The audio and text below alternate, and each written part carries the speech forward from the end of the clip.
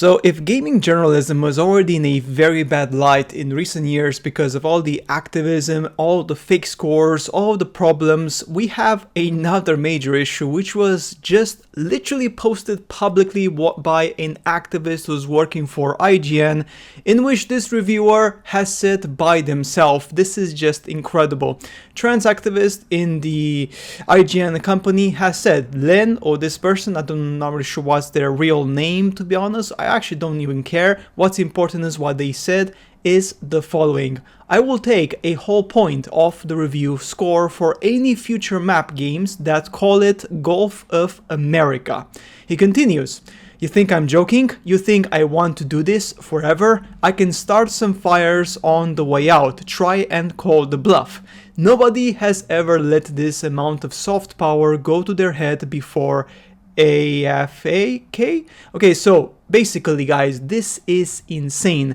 Game journalist, well, you can call it journalist if you want, but game journalist at IGN and PC Gamer admits to political activism in the game reviews and literally says that they are going to lower the score of a game just because it does not align with their political agenda, with their political views of what they think it should be right and wrong. So this is not about the game, this is not about the quality of the map, the polygons, the frames per second, no.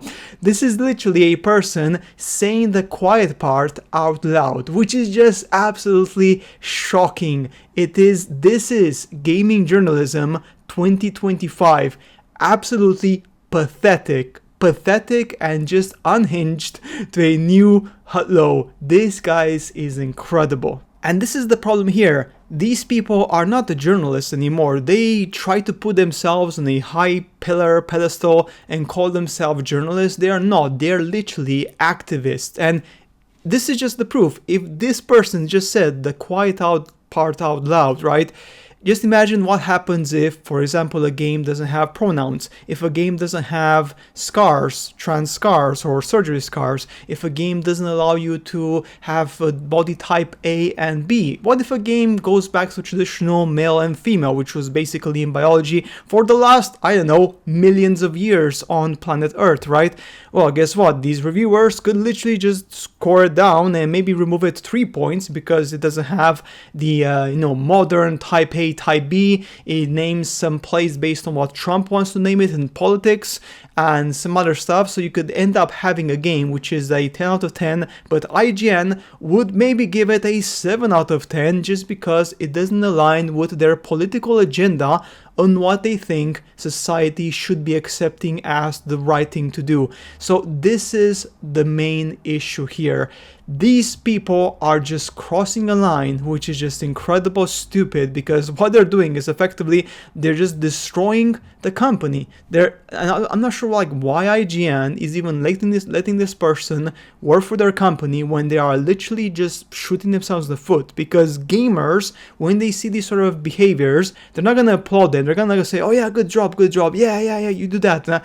Gamers are gonna say, what the hell are you talking about? Why can't you not just do your job? Your job is to review a game objectively based on gameplay, on story, on features, on accessibility stuff, like for blind people or people who have problems with vision, whatever, right? Like those particular things, right? That's what matters in a game review. Is the game good or not? Not if the game has a different political view on the Gulf of America or Gulf of Mexico. I mean, this guys is just crazy. So do you believe this is a fair thing to do? Do you believe that this is acceptable in the gaming world, to basically reduce the score of a game just because it does not align with your political views of how the world should accept, for example, in this instance, the Gulf of America? If you don't want to name it Gulf of America, that's your problem. It has been changed. That's the political point of view right now.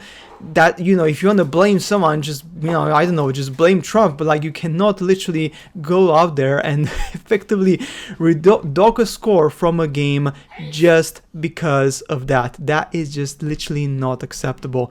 And guys, honestly, I don't know where this is going, to be honest. Like, is this going to be going even beyond this? Like, are these people even going to be allowed to like work in gaming for more? I mean, I just don't get, like, what are these companies thinking? What is IGN thinking, allowing this person review its games, knowing that this person is highly biased based on their agenda, based on their political views, and they're going to use that to review a game through their, you know, I would say, biased view of how a game should be and what a game should contain. And that is just absolutely dishonest. Like, that is dishonest. That's not what it should be happening.